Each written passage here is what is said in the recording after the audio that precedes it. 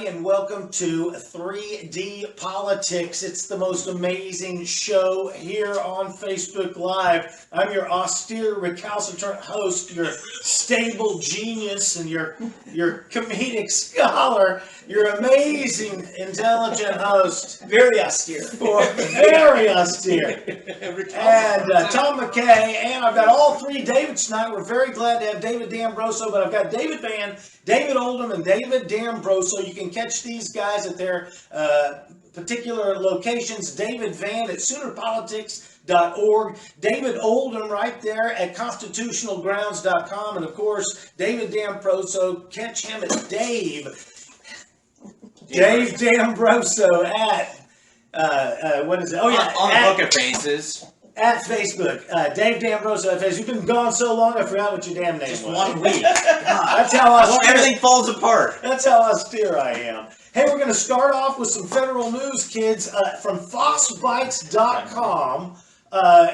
Snowden was explaining how the smartphones are spying on their owners. Who's telling us about that one? That was from FoxBites. Yeah, and in fact, I mentioned to you, did you catch that podcast? I haven't watched it all the way through. I mean, the thing's 2.5 hours long. Joe Rogan, who's like the king of podcasting, just fantastic stuff. He had to go to a secret location to meet up with Snowden, who's basically, you know, kind of like our Julian Assange, but this one's in Russia, you know? And so... Did he go over there? Because they weren't... They wouldn't say where they were. Well, because Snowden looks like he's doing remote. Okay, so at any rate, they had this all kind of, I was just listening to audio, so okay. Right. But Snowden actually, the book is well worth it for sure. Catch Joe Rogan's 2.5 hour. You find out just how, I mean, a guy in his mid to later 20s has more access to U.S. secrets than most CIA agents. Snowden notes that whenever your phone is turned on, the carrier continuously records the exact movement of users by analyzing the distance of users between two signal towers. That's true. When Joe That's Rogan called Location Services by Google. Yeah, isn't it handy? It makes it easier on us to be found by them. When Joe Rogan asked about how surveillance has changed since 2013, Edward notes that the biggest change is that it's mobile first everything, acknowledging the massive increase in the number of smartphone users. Yes, and mobile devices, all these things. And so, we've got a real problem here. We all love pulling up our maps when we're stuck in traffic, being like, how long is this traffic jam? They're handy things, but boy, what we are giving up. And we're doing it willfully. Right. There's no way that our government could fight against our constitutional rights in a show of force like this, but they have basically got us to pay for it. Right. Well, yes. And it's all in the user agreement with Google and all these companies. They have made you basically sign your rights away in order to allow or to use their products. And so the question is, how many people are going to back off of that now and start taking back some of these things? There's actually talk. I was reading some things on this line over the weekend.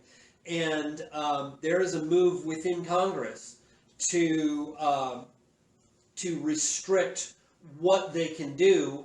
Like Snowden says, there should be an off button for the location services. He says, if there was a button on my phone that said, do I want, but not to spy on me, would I press that button? That button does not exist right now. If there was a button on my phone that said, do I want... do what I want. Well, it's poorly written. There's no spy. I mean, it makes no sense, right? I mean, it wouldn't be spying then, right? If there was no. I mean, it wouldn't be spying any longer. Well, the thing is that here what we have private companies that are using it supposedly for our own benefit to sell us things and things like that. What has changed is they have sold this information to the government. The government is then taking all of this information and using it for various nefarious purposes. Right. And that's the problem.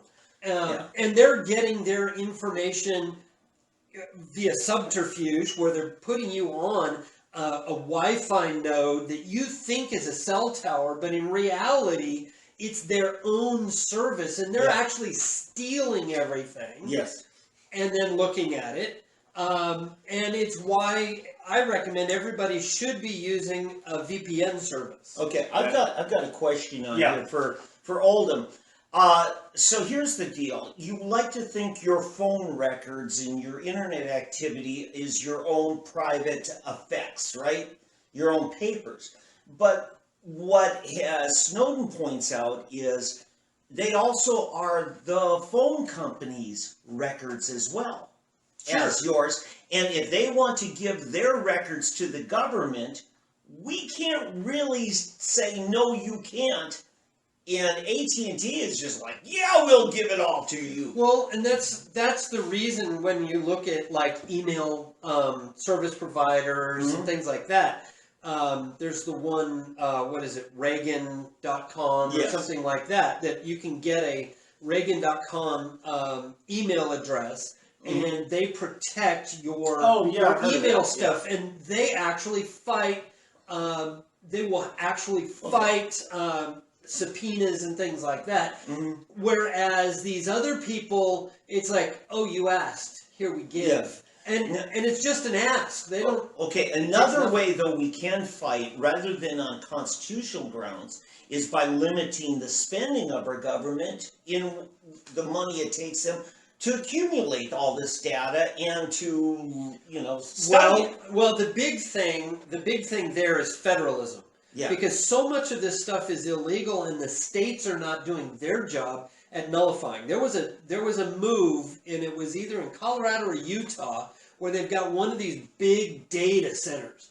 And Utah. And it was going to take thousands of cubic feet of water that they had to have. They were channeling it in there to cool it. All they had to do was divert or cut off the water, and that thing would burn up before they could do anything.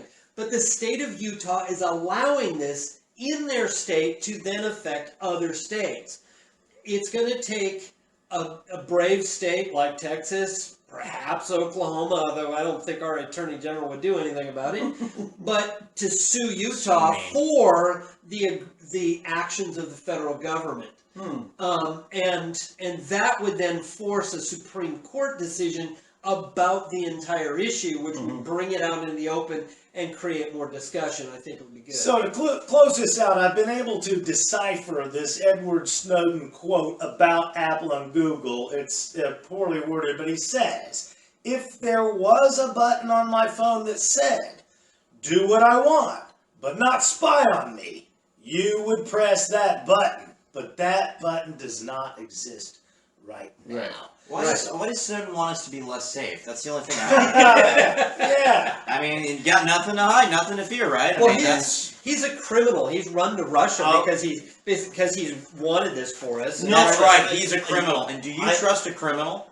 No, I know a young man who had a great answer to Snowden's point. It was that those who would exchange essential liberties for temporary security deserve neither liberty nor security. Oh, that was Ben Franklin. Wasn't that guy a deist? Yeah, can't trust him. Young man I used to hang out with. I tried to help him out. Again. Dropping the names from way back when. Hey, I'm Tom McCann.